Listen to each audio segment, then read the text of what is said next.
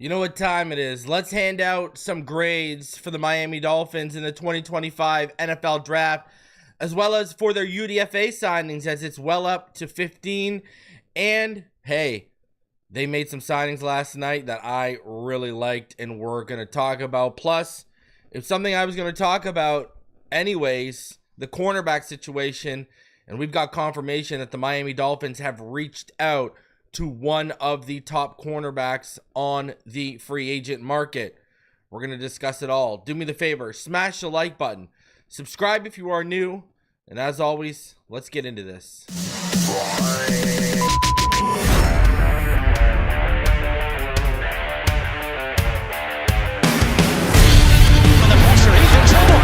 the football. Touchdown! Got it! You have got to be kidding me. Jalen Waddle has a Dolphin touchdown. And he will score! Grier down the near side, man open, touchdown!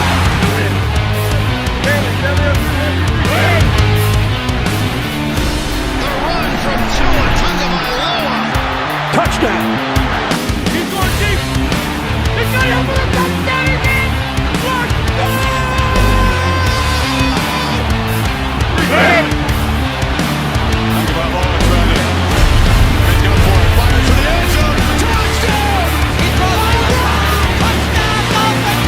Beautiful day to be a Dolphin fan. Let's go!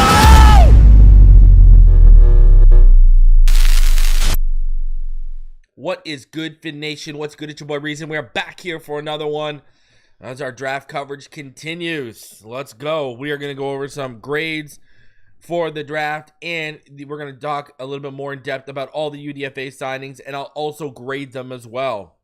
All right? So we got some legitimate stuff coming to you today just regarding the draft. We're also going to talk about the cornerback position. We got a lot to go over. I want to give a shout out to Jeff Premont because I didn't see it until after I was done. He donated $40 through PayPal yesterday. Showing a lot of love, man. Shout out to you, Jeff Premont. And, sir, I didn't know you were Canadian as well. Hey, Quebecer, I like it. Shout out to Jeff Premont. I see him in the chat. Thank you, sir. I appreciate you, dog. I love you. I know you've been holding me down for a very, very long time. So I appreciate the continuous support, man. You know, me and you, we go back. A lot of you in the chat right now. A lot of my devout listeners, we go back, okay? So I appreciate all of you guys for tuning in the way you do and supporting me and holding me down, man. You guys allow me to do it the way I do it. Let's make every month April on Phinside The NFL, you know? Hey, Stacy, how are you doing, Randy? What's going on? Shout out to everyone, man. Shout out to everyone who was here during the whole time. Shout out to everyone in the chat right now. Omar Brown, Kevin Williams, Aladino Moss, AJR305, Cokemaster D, Mike Lombardo, Stacy, Pendas, Robert Thomason, Stephen Baker, Chad Hopkins, the homie Fox is here, Jeff Premont, AZ Fanatic, Scotty. Shout out to all of you in the chat. Randy Constance, like I said, Scotty Joe 22.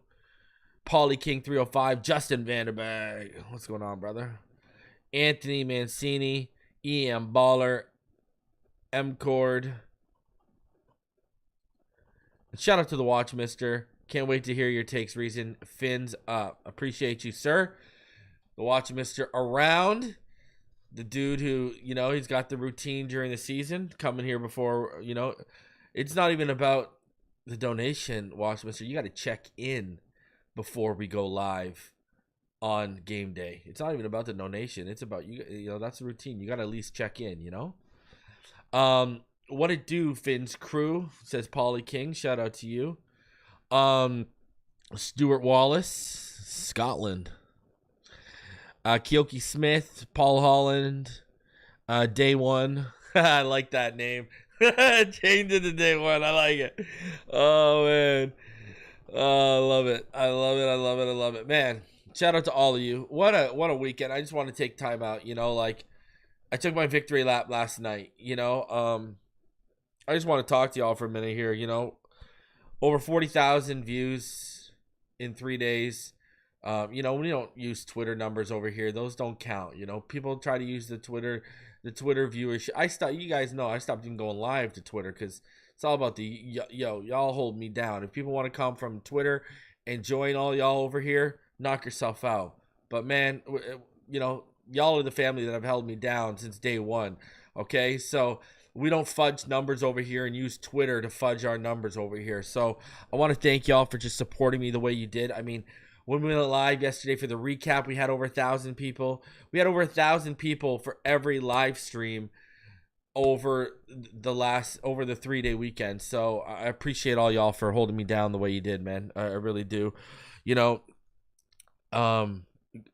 Before the draft started, it'll get lost in the shuffle, but I had my Ramsey report about the tension between him and McDaniel that's been available to Patreon and channel members for almost 2 weeks now. I had that verified after Armando Salguero walked back his wrong report, and I had that verified.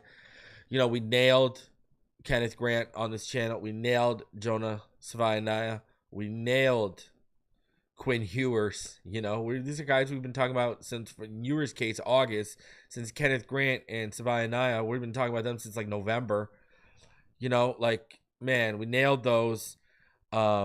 Then Barry Jackson, as I've been reporting to you guys, I've known that the Dolphins have been interested in Quinn Ewers since, heavily interested since Pro Day last year when Xavier Worthy was coming out. And I reported this to you guys months ago, then I re-reported it, et cetera, et cetera. Barry Jackson basically confirmed that yesterday. So it was a big W in terms of a weekend for your boy in content creating, man. It's nice to see your hard work really, pay off on a weekend like that. So I do appreciate that, man. I appreciate how everything went. It was a real good weekend, a successful weekend. I think it's successful for the channel. I think it's successful for myself, but I think it's also successful for Miami Dolphin fans and the Dolphins themselves. I think the trench is here. I truly believe they've put forth an effort to change the tone. And what I like about it the most is things didn't go right after James Daniels. Things just didn't go right. Calais left. Teron Armstead retired. Javon Holland dipped, which we all expected, but still, you get where I'm going here. That we just weren't catching breaks. And I like how they created their own breaks at the draft, specifically with Jonah Savaianaya. Because listen, let me tell you this. These trenches are for real. I don't know how you ain't waking up right now happy with the trenches compared to where we were last year heading into this season. Think about this for a sec, man. I want y'all to think about this. Okay? Let's start offensively. Last year, we knew Wynn was hurt. We didn't know if he'd be back. Robert Hunt dipped, and we knew Liam Eichenberg and Jack Driscoll were the replacement. Aaron Brewer was an unknown because Connor Williams had just left. Right? We hadn't seen any of Patrick Paul. He had just been freshly drafted.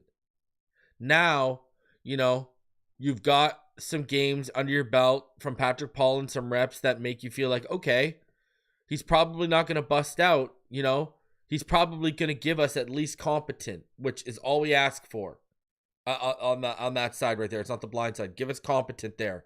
Minimum in year 2, give me competent. Because it's more than Liam Eichenberg's given me. If you could be consistently competent, we're good. And I think what's going to happen is they're going to shift James Daniels next to him on the left side, and that'll help him. If James Daniels, it looks like the guy prior to the injury last year that probably would have earned over $15 million a year had he not get injured. If he looks back to that form, which honestly I don't expect, I don't expect that form until year 2. Now, if he does, hey, because usually those injuries take about a year and a half to fully recover from. This guy, so, but hey, again, if he's looking good and he stays healthy, we're set.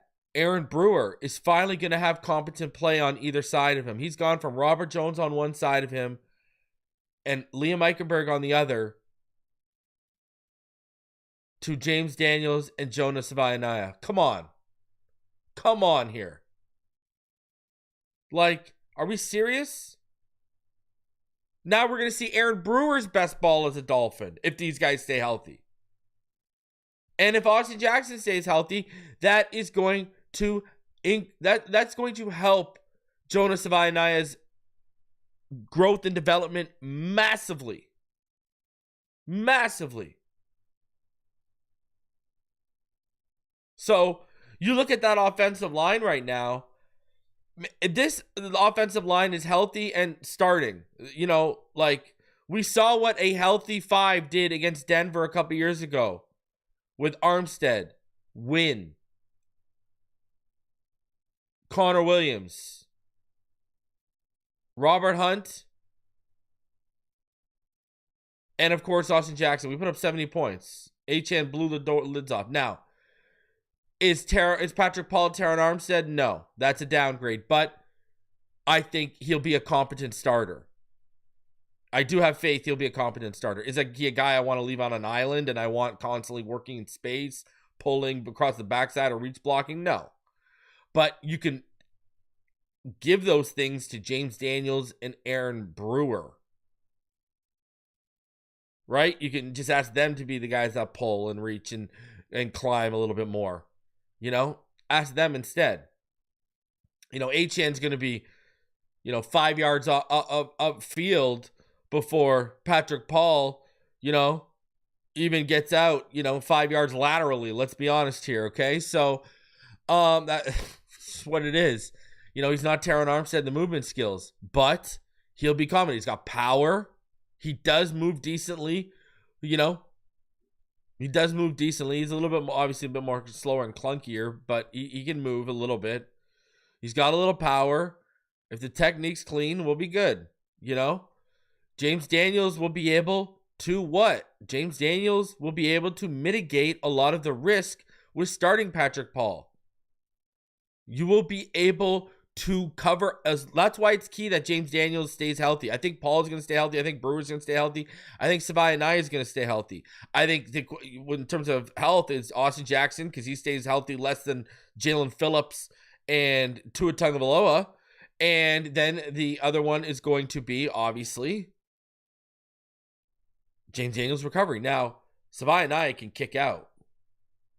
So you're in a position where Austin Jackson gets hurt, we can move Savaiinaea out to right tackle, and you can put Liam Eichenberg at right guard. Now, is that ideal? Hell no.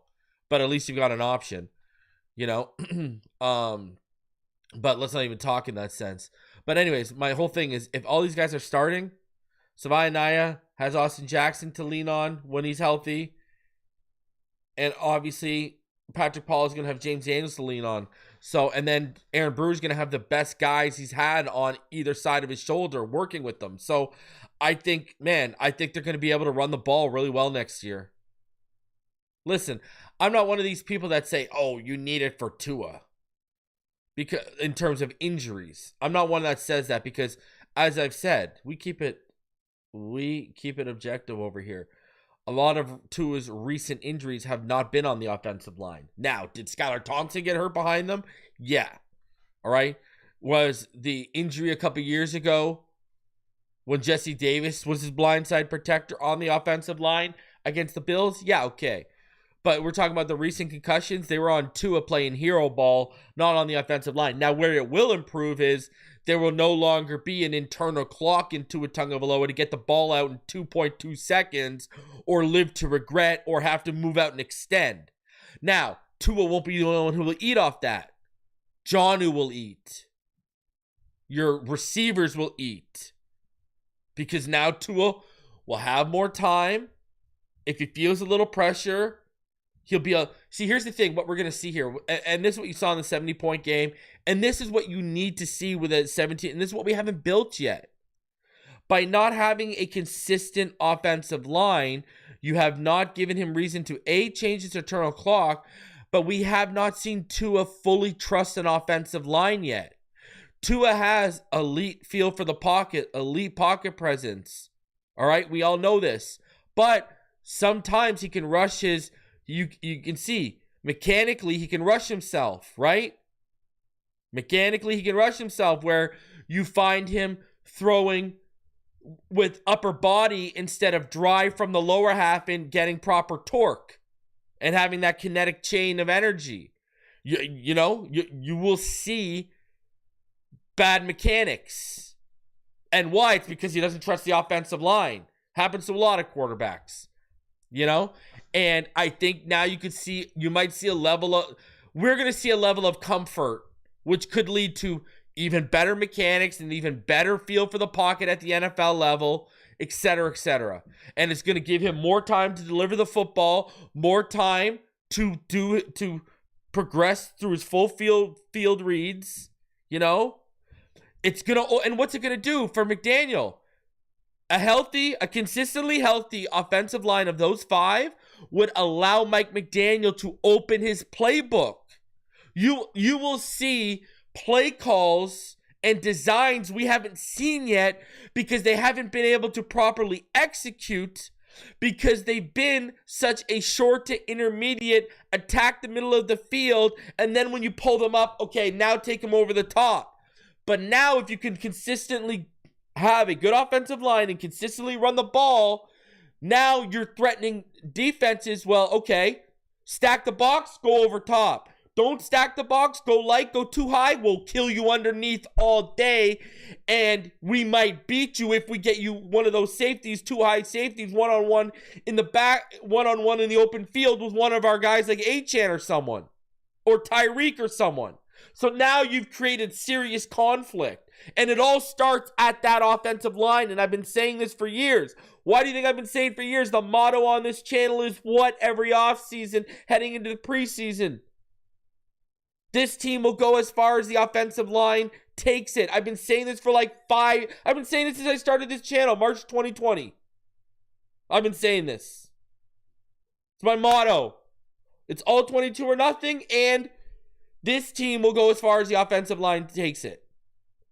And it's all going to come down to health. And what I like about Savannah and Patrick Paul is at least, yes, is Patrick Paul, Taron Armstead? No. But at least he's more durable to this point. Holy.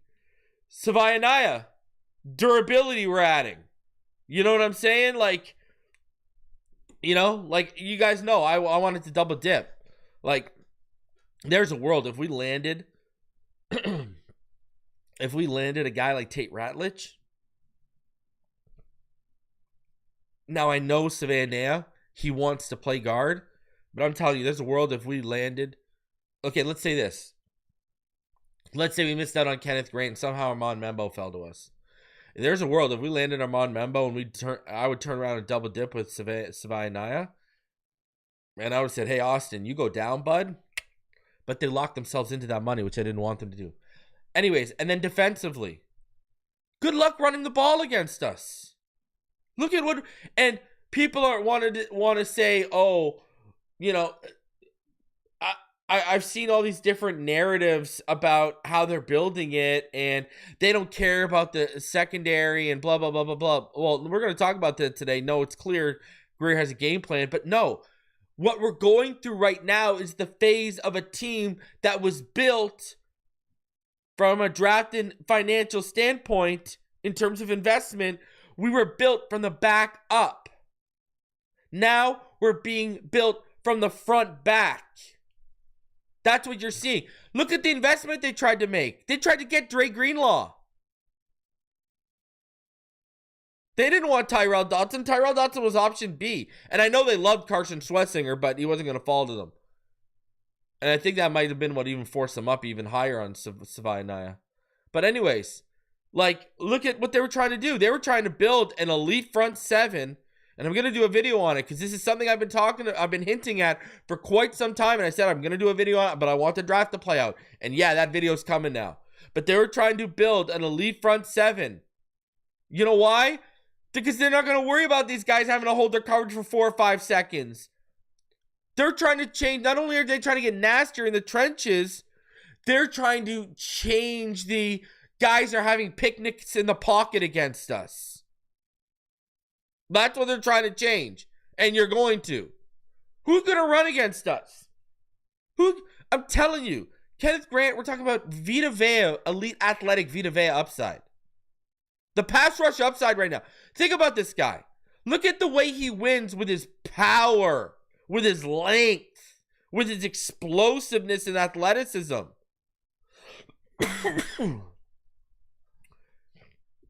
He's still pushing guys, like he's still pancaking dude, like he's still putting dudes on their butt. You know, he's still collapsing pockets. He's still penetrating, you know, and he doesn't have an extensive pass rush bag of tricks or even game plan yet. And wait, what do you think's going to happen? Look at what we saw. Look at the pass rush bag of tricks and game plan we saw in terms of development with Chop Robinson. This guy was using 2 or 3 moves because all of a sudden he was developing a counter set last year. Or sometimes you were seeing him blend moves. You know? So, which we hadn't seen in the Penn State film. So I truly believe Anthony Weaver's going to take Kenneth Grant to the next level. And you know what? Selfishly, another reason why I wish Teron Armstead was here for another year. Because him giving advice and coaching up and teaching a guy like that, wow. But yeah, I think they're going to be dominant against the run. And look at this. You got Zach Sealer, all right? You got Kenneth Grant. You got Benito Jones. You've added Jordan Phillips, who I think is going to legitimately get in that rotation. So is, I think, Zeke Biggers. He's going to play. He's going to make this team. Okay? Look at how you beefed up that middle. Okay? And then you got your whole pass rush coming back. Chop's healthy. Phillips and Chubb are expected to come back and get healthy. Another year of Kamara, who flashed some upside. His first start, he tied for the league for the team lead in pressures that game against the Colts. Like, he showed some upside as a pass rusher. And I think they're going to try and add another veteran, like what they missed out on Joey Bosa. I think they're going to try and still add another veteran edge if they can. I'm telling you.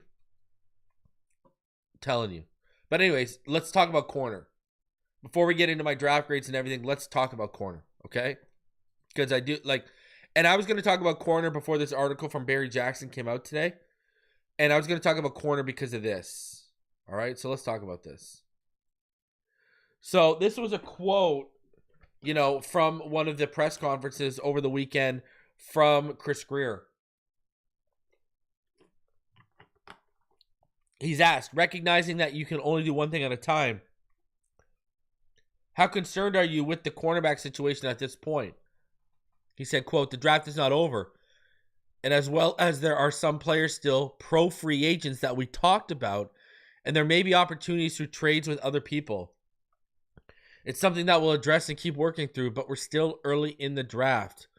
We'll look to fill not just corners, but other positions and add depth as well. This guy's talking about he's had trade discussions about corners. Now, I brought this up.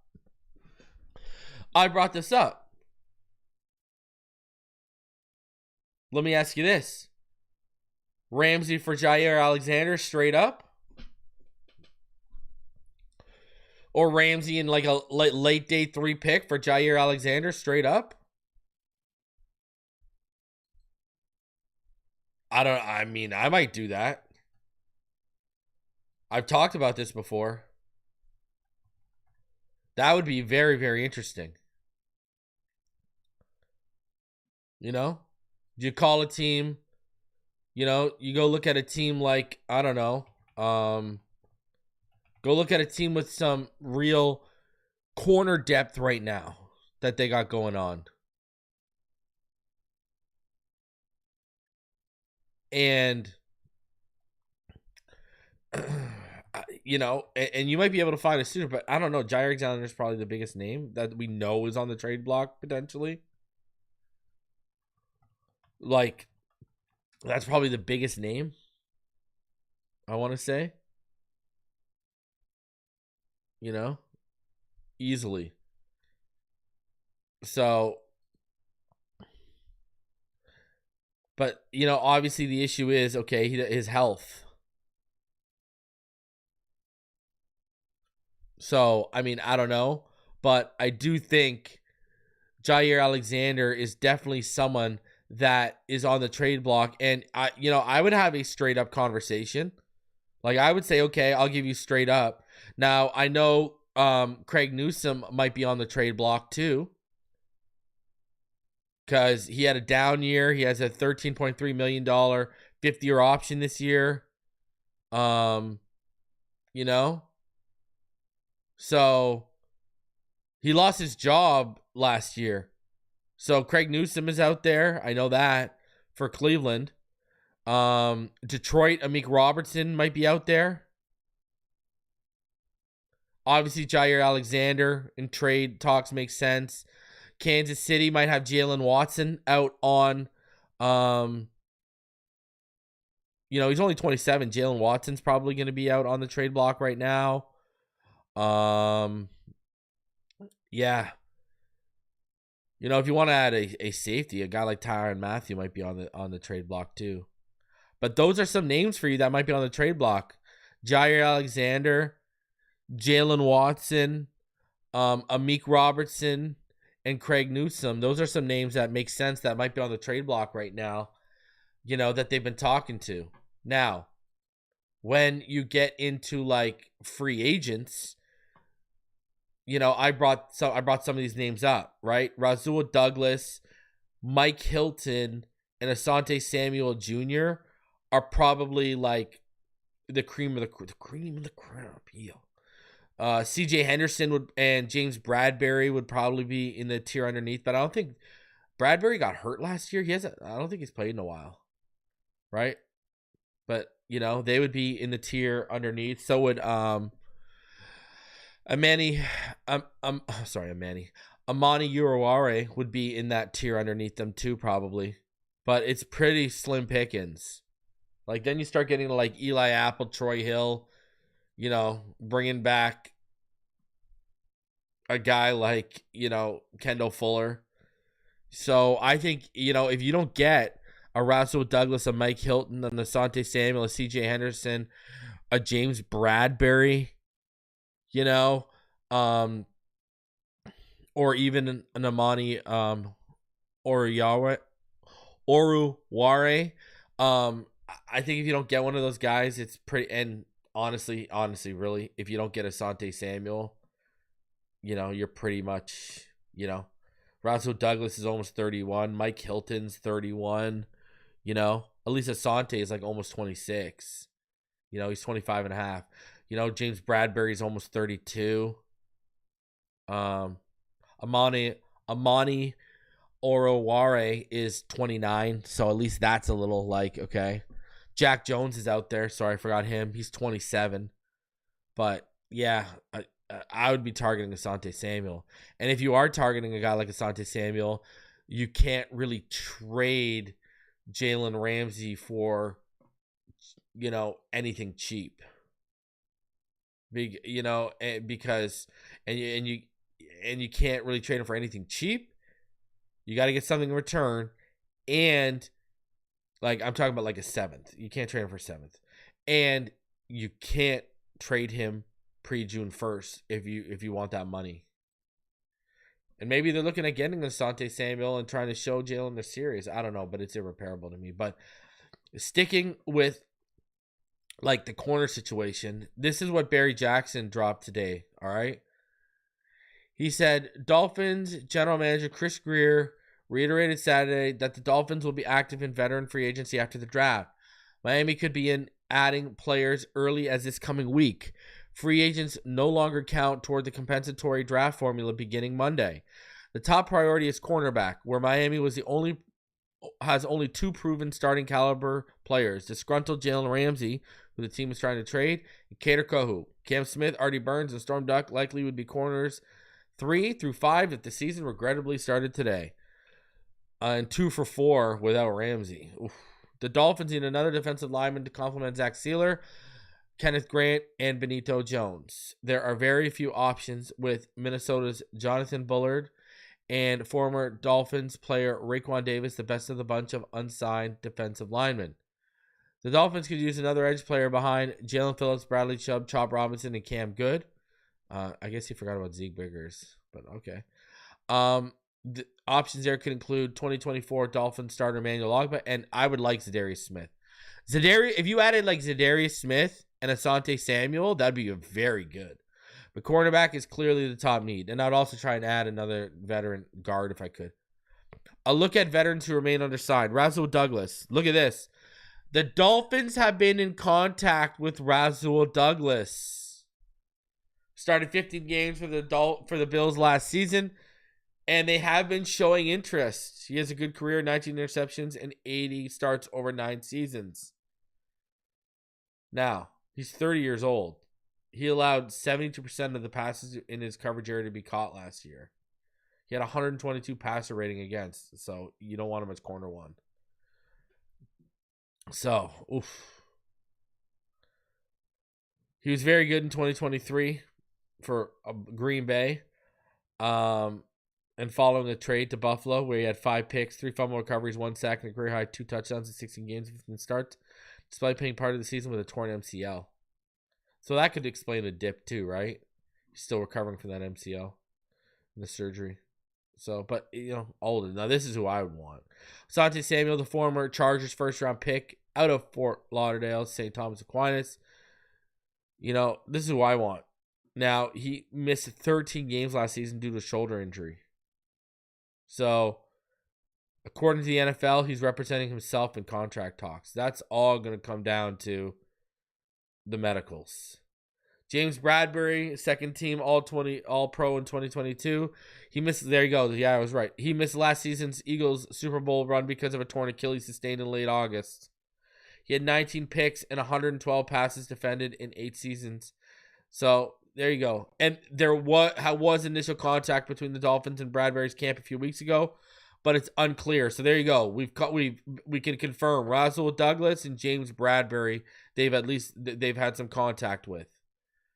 They seem a little bit more interested in Rasul Douglas, but Asante's got to be the goal, man. Fort Lauderdale boy, bring him home. Mike Hilton. See, this is the problem. He's a nickel, right? So, yeah, he was linked to Miami early in free agency. That would mean you're flexing Kohu out to the boundary. And I don't know. I don't like the sample size I've seen from Kohu in the boundary. Why mess with something? Why, why, man. And then Kohu would be number 1 if you traded Ramsey. Oh, God. Stephon Gilmore, he made 15 starts last year for Minnesota at 34. So, yeah. CJ Henderson, remember when he was a 9th pick by the Jags? He played in 12 games and started 7 for Carolina. Yeah, because then he got traded to Carolina, remember? And it was him and J.C. Horn who were in the same draft class and now on the same team. So, yeah, again, he hasn't lived up to starter material. Jack Jones, his career started promisingly as a 4th-round pick of New England. But, yeah, he fell off with the Raiders pretty hard. I would agree with that. Shaq Griffin, he had 2 interceptions in 17 games and 3 starts for the Vikings. Yeah, Shaq Griffin. I would like Shaq Griffin better than Jack Jones, or, he might be a better starter than CJ Henderson. He's probably better at this age than Stephon Gilmore, better outside option than Mike Hilton. Emmanuel Mosley, he missed most of last season with a torn pectoral muscle. So before that, he was with San Fran. Again, not a starter. Others, Kendall Fuller, he was released. Grier declined to say whether Fuller was cut, but said nothing to suggest he would be re-signed. Xavier Howard, who would likely consider a return if approached. He was out of the league last year, so okay, no, the league's passed him by. Daryl Worley, yeah, this is bad. Jalen Mills, these are all not good. Now, the Dolphins no longer need a starting guard after trading up into the 2nd round to draft Jonas Savannah, and they project him to be an immediate starter. But with James Daniels coming off a torn Achilles, here's who's left if the Dolphins want insurance beyond Liam Eichenberg. Brandon Sheriff, I would take that 110%. Dalton Reisner, listen, I know Drew Rosenhaus mentioned his name when asked about the guard. I don't think him and Butch Barry are going to see eye to eye. right? I don't think that's going to happen. Shaq Mason in a backup role, I'm down.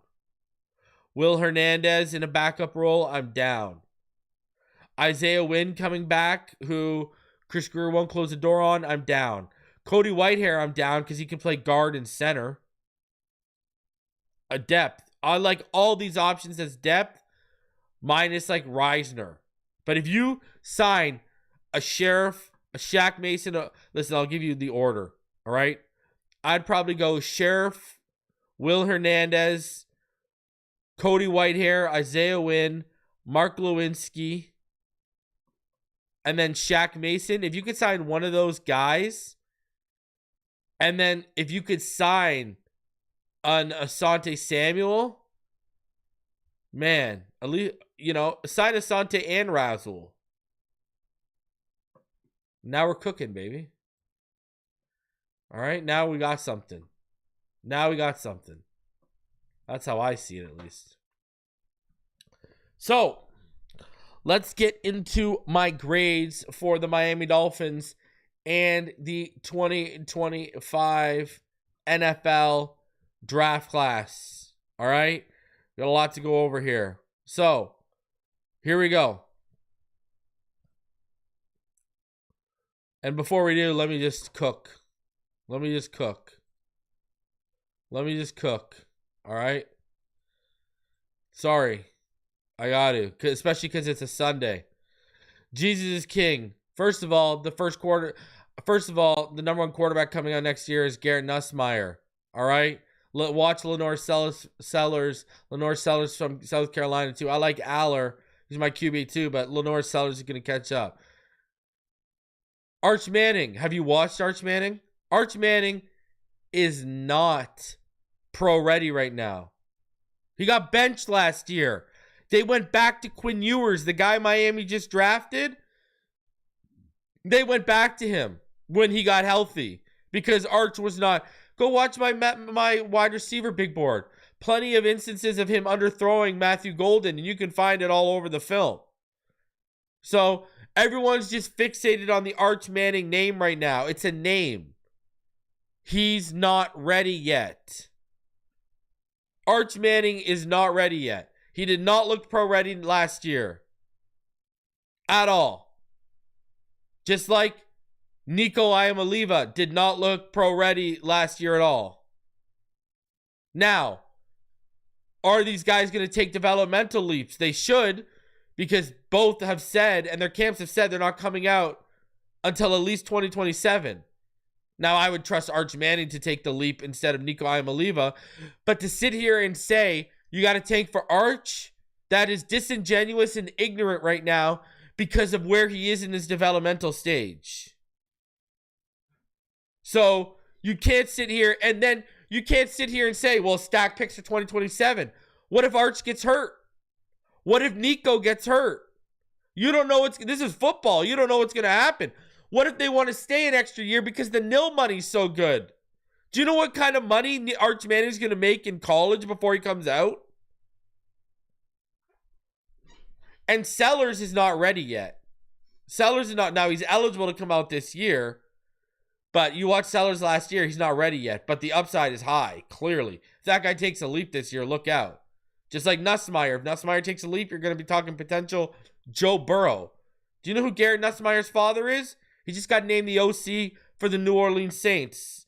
Nussmeier and Jackson Dart were the guys I was saying last August and September I wanted for the Dolphins. Jackson Dart ended up being the second quarterback off the board, far over 120 picks ahead of Shedeur Sanders. And Nussmeier, if the developmental trajectory continues, that kid's going to be special, man.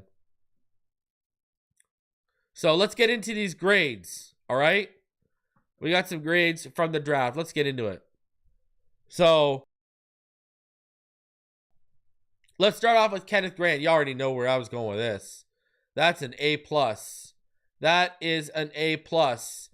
I've been telling y'all he's DT1. I think the upside is much bigger with a guy like him than it is with Mason Graham. I think he's a better athlete than Mason Graham. All right, we've gone over. This guy does 150 He does Turkish get-ups with 150-pound dumbbells, okay? When he was 360, clocked at 18.75 miles per hour. He's down to like between 330, 340 right now, and that's where he wants to keep his playing weight. We're talking about an alien athlete, man. An alien athlete I've said, and you guys know this if you watch me, I don't like comps. I don't do comps. But you're talking about the ceiling of like Vita Vea with elite athleticism. I mean, if he puts everything together from a trait standpoint and continues to develop, you're going to look back on this draft, and it's what Joel Klatt was saying. People think he could be the best player in this draft. That's what the ceiling is with this kid. 6'3", 5'8", 331 pounds. I mean, we're talking about a top-tier run defender that can eat doubles. Maintains good gap integrity, shedding stacks, blocks. Capable of running down running backs 10 yards downfield. There's a pass rusher. Go look at the Washington, national championship game where he's pushing the pocket back and collapsing with one arm and then sacking Penix with the other. Now, it's explosiveness, length, and athleticism. He just knows how to win rawly with that. He can instantly penetrate a backfield. It's crazy. He's got a super solid anchor, damn near immovable. I'm telling you, he is going to be a handful for blockers to take on in that Miami sun late in the game. Oh, man. The upside as a rusher from the interior is very, very high with this kid. And I think he offers you versatility up and down that front. He's not just a nose. He can play 0 all the way to like 4-eye. He could probably flex out to 5 with that athleticism if you really want him to. He's got pretty quick feet. Lightning quick hands. The hands are pretty well consistently placed.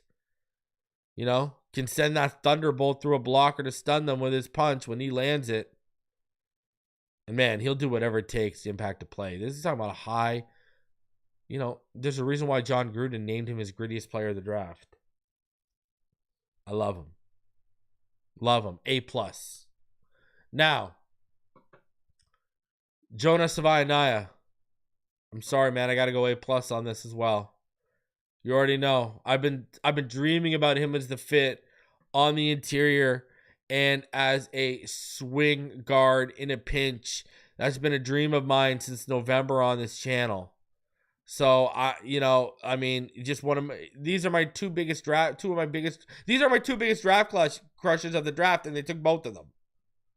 Dream picks, both of these guys. He can play left guard, right guard, left tackle or right tackle in a pinch if you want him to. Strong as an ox. Moves very well for a man his size. Isn't a liability when you ask him to reach, block, pull, whatever. Move, work in space. He's got that nasty side you like to see. Almost 34-inch arms. Plays a good pad level. I love it. I think not only can he offer you a ton of power at the point of attack, I think he can take on power really well with that anchor he has.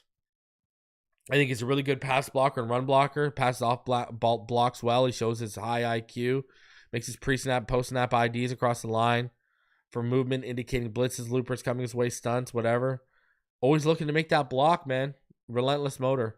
Now, twitchy and speed rushers have given him issues coming across his face. I think his lateral movement is probably the weakest part of his athletic profile. And that's also a cause for his issue with twitch and speed. Hands can get a little erratic with placement. And he's not overly explosive in short areas out of his stance or in his kick slide, but man, the upside, dominant. Absolutely dominant. Now, Jordan Phillips. Man, I'm sorry, and I gave Savannah A+. Jordan Phillips, I'm giving it an A+. And I don't care. Listen, the trade up with Savaianaya. We've went over the Rich Hill and the Jimmy Johnson trade charts. Okay? You come out ahead by 1 point on one trade chart, and you only miss out by 3 points on the other trade chart. So, even trade to go get your guy. Listen, y'all have been begging them to upgrade the trenches. Y'all were mad they didn't take trenches last year and when they took Chop. Now they find a guy, they have conviction, they go up and get him. Someone I've been telling y'all, if you don't trust me by now, you're just a hater. I don't know what to tell you. But I've been telling you, go get this guy. They traded up to get him. They showed some conviction, and now people want to have a problem with it. And then when we go over the trade chart and we see that was a very even trade from a value standpoint, people still want to have a problem with it. Like, some of these people just are, you can't please them. It's crazy. But Jordan Phillips, obviously not to be confused with that former Dolphins player, but 6'1.5", 312, serious power on the interior, moves better than you would think for a man that stout, maintains a pretty good pad level, helps him win leverage battles. He's got some pass rush upside, though the production is nowhere near what you wanted. It was like 0. He's got absolute hammers for hands, has a high ceiling. He's just 20 years old. Now, like I said, he's raw overall as a pass rusher and even a bit as a run defender. Needs to expand his pass rush skill set. It doesn't show his ability to counter a blocker. He can get stifled on that first move. Like I said, production wasn't that great in college, but he's getting, like I told you when I did the big board, he's getting drafted on what he could be. That's what's happening with Jordan Phillips. He's getting drafted about what he could be. Jason Marshall, I gave this a C. All right? I'm just not overly high on it. I don't think he worked out. The guy hasn't had an interception since 2022. Now he's good in man-to-man. Listen, he's not a ball hawk, but he can get physical at the catch point, and he can defend passes well. I'm not going to call him a ball hawk, but he can break up passes and defend them. So I'll give him that. Ball hawk to me is you got to turn that into turnovers. And, the thing about it is, right? Like, that's what's worrisome. You had 27 passes, defended in college, and you had only 2 picks. So, I think he's a good athlete. He's a little lesser of an athlete than what Zoff Frazier was, who I wanted. And I just think the best part of him is he likes the physical aspect of the game. Now, coming off of an injury last year, he was a 5-star recruit, didn't live up to the hype. It's just, I look at his click and close speed. I look at his, trigger. It's not that great. I just don't see him as overly instinctual. And I think that's what's led to him not turning those passes defended into turnovers. He's been relying more on making up and defending the pass than being able to make a play on it, because he doesn't have the instincts to put him in a position to get there early and make a play.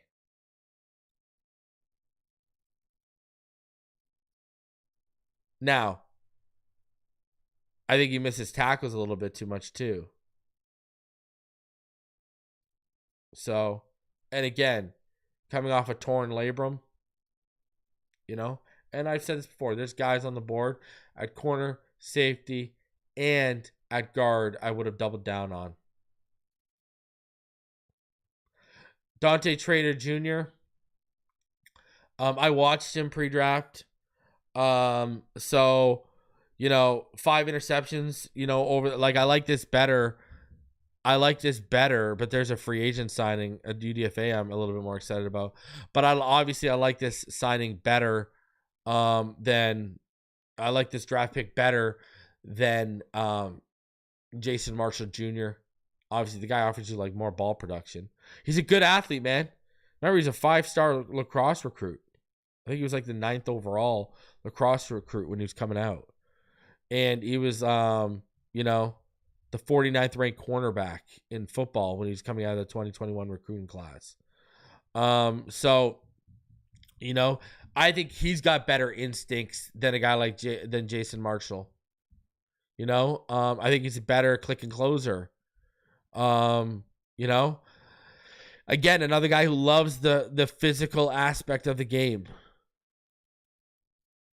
So, and unlike Jason Marshall, I think he offers you some special teams upside. Now, I've said this. What I don't like about him is I watch him and he comes off as a jag, just another guy.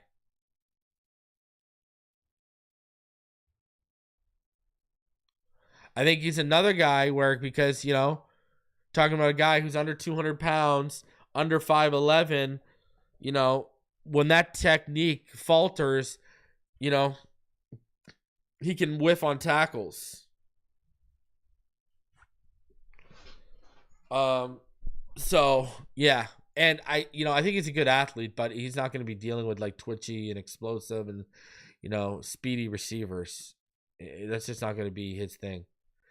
Number 6, Ollie Gordon. I gave it a B+. I really, really like this pick. I mean, you're talking about a guy in 2023, like, not only did he win the Doak Walker Award for the best running back, he put up 1,732 yards, 21 touchdowns. He was a Heisman candidate that year. You know? Like, I really, really, really like this pick here and this value. And, you know, if you heard him talk about pass pro, this guy gets up to block. And I love it. I love that about him. So I think Ollie Gordon is a fantastic addition. Him and Jalen Wright as good blockers. I think that's a really, really strong addition to the room. I'm a big fan of this move. 110%. You know, he embraces the physicality of the position. I mean, 1,670 of his 2,612 rushing yards the last 2 seasons came after contact. I like the second level burst and acceleration I see on tape. I see some vision that I like. He's a playmaker, plain and simple. So, and I think he offers you a little upside as a pass catcher. Now, I don't think he's an explosive or twitchy athlete in terms of his long speed is kind of can run a little too upright. I think he's more north-south than east-west, but I like this. I like the value of where they got him. And yeah, I gave that a B+. So that's a good pick for me. Quinn Ewers, I gave it a B+. I don't know why people are hating on this. How can you hate on a pick? I should have given this an A, really, probably. But how can you hate on a pick like this in, you know, where you got him at 231? He's a guy who, from a structure standpoint, will probably be able to operate this offense better than Zach Wilson. Dare I say, this is from a structure standpoint. This is from a potential and structure standpoint. This is the best backup they brought in to Miami. Now, I think Dez Bryant is off his rocker. He's not better than Tua. He doesn't have Tua's deep ball. He doesn't have Tua's touch. He doesn't have Tua's pocket presence. You know, I don't think he's as accurate as Tua on all 3 levels. I think Tua has a stronger arm than him. You know, I think Tua is a better processor than he is. You know, but I do think Quinn Ewers is going to be a very, very competent backup with some starter upside in the NFL. It depends on what you ask him to do. Am I asking Quinn Ewers to go run an air raid offense? No. But I think, and I've said this before to you guys, Quinn Ewers is the perfect fit for a West Coast offense. So I like this. I'm down for this. He can make those timing throws. He can, lead receivers into open space, right? He can make those anticipatory throws, right? I like this. I like his touch. I like his drive. I like his velocity on the short to intermediate level. Now, the velocity, the accuracy, and the drive dips when you get to the deep level. That's for sure. But I like this, and I think he's a competitor. He held Arch Manning off. Let's be real here. He held Arch Manning off. And he's made some big throws in some big games. So I like this pick. I don't know how you can hate this value. I really don't. And then Zeke Biggers, I got to go a B. I like this pick. Zeke. 6'5.5", 321. We got a big boy here, man. We got a big boy. He's got a little pass rush upside. You know, he's had two sacks over the last 2 years. This guy blocks field goals. He's had 4 blocked field goals over the last 3 years, including 2 of them in 2024. You look at this guy knows how to use that massive frame and that great length he has. His wingspan is over 85 inches. This guy had the biggest wingspan at the NFL Combine. It's crazy. I think he's got some real good power to his game. I think he maintains a really good pad level. You know, and he's durable. He's started in all 26 games the last 2 years. Now, obviously, we would expect some better production with his, given what you see trait-wise on tape. So, he is another guy who struggles with missing tackles as well.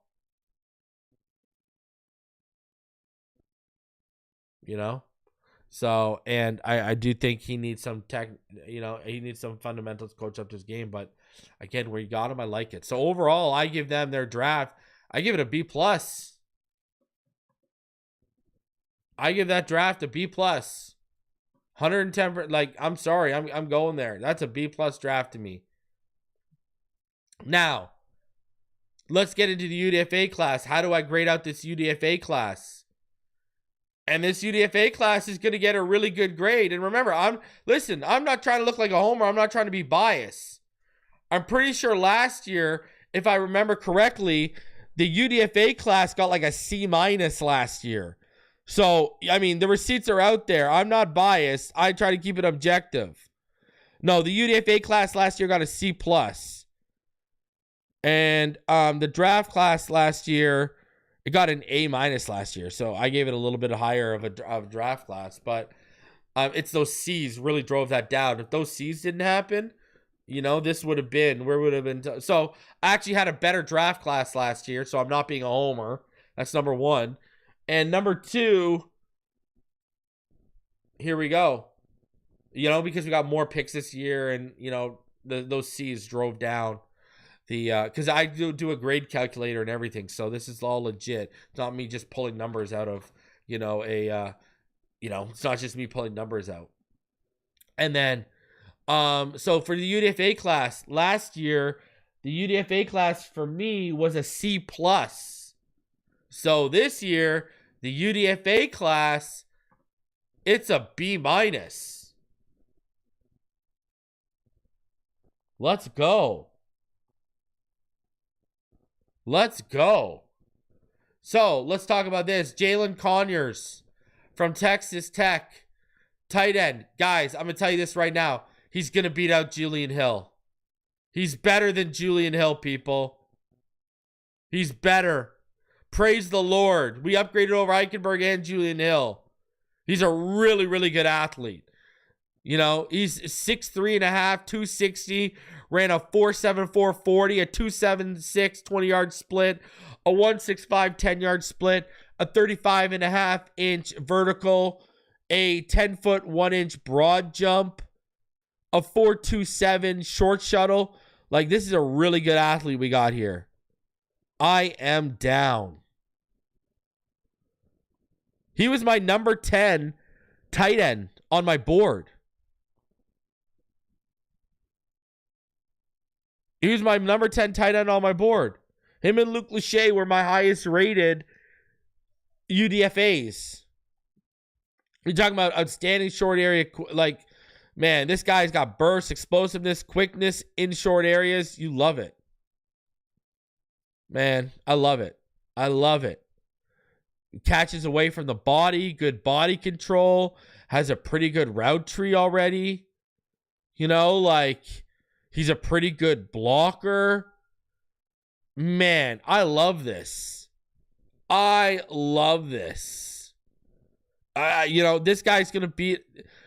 He's better than Tanner Connor, and he's better than Julian Hill. I'm sorry. That's an A. Eugene Asante, he's better than Channing Tindall. This was an absolute steal. Steal. This man ran a 4.48 at, 6'1.5", 223 pounds. We got a good athlete here. And you see it flying around all over the field. He's got the athleticism and he's got the motor. I think he's good reading, reacting, and processing an offense and diagnosing what's happening. He's great at it.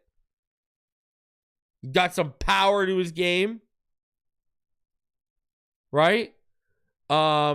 He's had 7.5 sacks over the last 2 years. He offers you some pass rush upside. Does Eugene Asante. He's not even 25 yet. Led Auburn in tackles in 2023. We had 86. Love it. I think this is a great. I'm giving this an A too. It's getting an A. I'm sorry. Guys, he's another one of those guys who made the freak list. I talk about the freak list every single year. I've been bringing it out for all the prospects and stuff like that. Well, guess what? He's another one who made the freak list. You're talking about a guy who, man, he does some special stuff from an athletic standpoint. So, you got another great athlete here, man. Look at how fast they are getting. I don't know how you can hate on this. Man, bye Channing. It's over. It's over. But yeah, man, heading in, remember, he's the brother of former NFL safety Larry Asante, is Eugene Asante. But he's been recorded at Auburn. He squatted 635 pounds, bench 405, and that 4.48 he was clocked running at around that at Auburn. He's reached a max velocity of more than 22 miles per hour. We're talking about a legit torpedo out of the backfield, people. That's an A.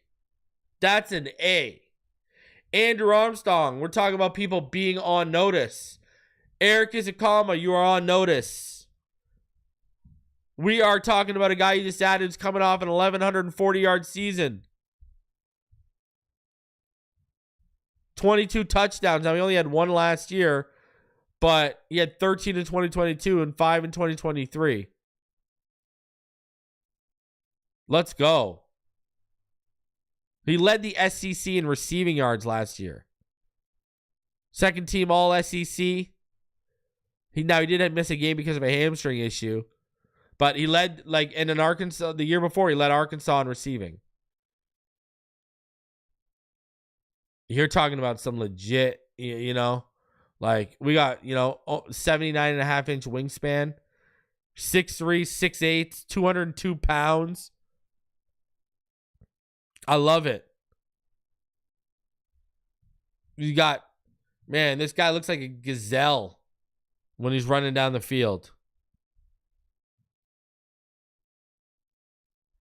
So I think it's really good. Again, another guy who's physical at the catch point and can win at the catch point. Good body control to his game. Catches away from his frame and isn't a body catcher. So, and he's got a little elusiveness to his game too. So Eric Izakama, I like this. Andrew Armstrong, that's a stud. Now, here's what I was talking about earlier. John Sanders. I may like this more than Dante Trader. I'm a fan of this Sanders move. Line me up as a fan of John Sanders. 6'2", 210 pounds. Got comfortable, most comfortable down in the box. You're talking about a guy with some legit ball skills too. Right? Like, we're talking like some legit ball skills from him. You know, better ball skills than Dante Trader. Better ball skills than Jason Marshall. He's had 11 interceptions over the last 4 years between Ole Miss and Miami, Ohio. And he's had 6 interceptions the last 2 years at Ole Miss. That's the SEC, baby.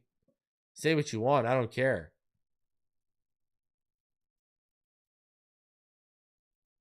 But, like, that is I think this guy's going to compete with how injured that safety room is. Like, and again, he can play in the slot. He can play in the box. You know, strong safety is probably his best spot. Good downhill trigger. Good click and close speed. You know, I think he's got good spatial awareness, and I think he's got good instincts and route recognition and good overall awareness against the pass. And this guy forces fumbles too. He forced 4 fumbles last year. So, let's go. I think that's a stud pick. I'm giving that an A. Theo Weiss Jr., I'm giving that a B+. I think that's a really good one too. Might have hit this one out of the park. Coming off 884 yards last year at Missouri. 4 touchdowns. Only had 2 drops with 60 receptions last year. He was a 5-star recruit coming out. Remember, coming out of Texas, 5-star recruit. 6'3", 200 pounds. Ran a 4.56, and obviously that's not great. But I think he's got, like, you know, I think he's a good route runner. He's got good body control, you know, whether it's him stemming his route or, you know, at the catch point. So I think, you know, despite that 4.56, I think, you know, you go take a look at him and what he does with the ball in his hands. He's a little bit more dynamic than you think he would have been. So, yeah, I like this Theo Weiss. B+, man. Now, I do think it's going to be a little tougher for him because he's not a very good blocker and stuff. But, yeah, I like that pick, man. I like that. You don't know what Tajay Washington is. I like that. Number 6, BJ Adams. They brought him in for a 30 visit. This is a good pick, man. It's another good pick, especially in a weak corner room. So, you know, I think this is, you know, he had 2 interceptions last year. He had 4 passes defended. He had 12 passes defended, 4 in each year over the last 3 years. Now, he did miss a couple games because of an injury last year. But you look at him, he's, you know, almost 6'2", so he's got good height. The frame is 182, so you do wish it would be a little bit better, especially because, I mean, he ran a 4.46 at his pro day, but he ran a 4.53 at the combine. And you know, listen, I do see more of that 4.46 on tape than I do see the 4.53. I think, you know, he's got pretty fluid hips and feet. He can mirror and stay in transition pretty well. You know, stay in phase pretty well. You know, I think he's got really good recovery speed. I think he can click and close really well. So, yeah, and I think he offers you some special teams upside. So, obviously, the weight is going to be a little bit of an issue.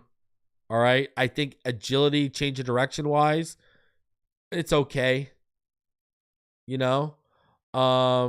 So, yeah. Now, I think the feet are fluid, but I think the footwork is a little choppy.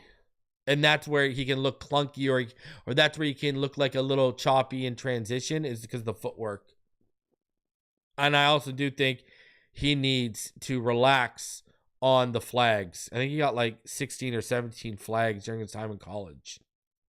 And obviously, other than the last year, we would have wanted some better ball production a little bit. And it is what it is. Now, I think wide receivers are going to, again, going back to his weight, I think, you know, it's going to be interesting to see how physical he can be with wide receivers. Number 7 for me is Ethan Robinson. And I gave BJ Adams a B+. I'm going to give Ethan Robinson a B. Out of Minnesota. So, you know, he's 8 interceptions over the last 4 years. Now, 3 of those were at Bucknell, but then he transferred to Minnesota, and first year in Minnesota last year, 3 interceptions, 11 passes defended, 42 tackles. You know, he went to the East-West Shrine Bowl, all Big Ten team, you know, honorable mention. So, you know, he did good. You know, this transfer portal was successful for him. Ran a 4.45 40. He's 5'10", 5'8", 195. So, you know, I like him. You know, I like this pick right here. I think he's got good route recognition to his game. You know, I think he's got good instincts to his game. I see him better as a fit in like zone or, you know, off coverage than I do in like press or man to man.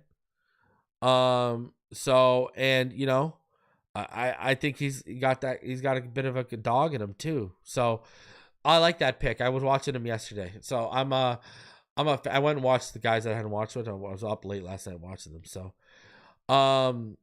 number 8, Addison West. I gave Ethan Robinson a B. I gave Addison West a B. Again, you know, I think this is another guy where he gives you guard, center flexibility. Do I think he's going to beat out Andrew Meyer? Probably not. But he does give you multiple flexibility on the interior. So, you know, that was something that I like to see. Josh Preby, I watched a little bit of him yesterday. I gave it a B-. I don't know if he's going to make the team. He could. He does have a little bit of upside to him, that's for sure. But I just don't know if he's going to make the team because looks like they might add another veteran guard potentially. So like that second wave of free agency is hitting, you know, I just think it's going to be hard for a guy like that to make it. Ted Cushy, you know, now we're getting into guys who I think, you know, when you're a C+ or you're a C+ or a C and you're UDFA, you know, you're like that in that tweener area, you know, like Ethan Robinson, Addison West, Josh Preby.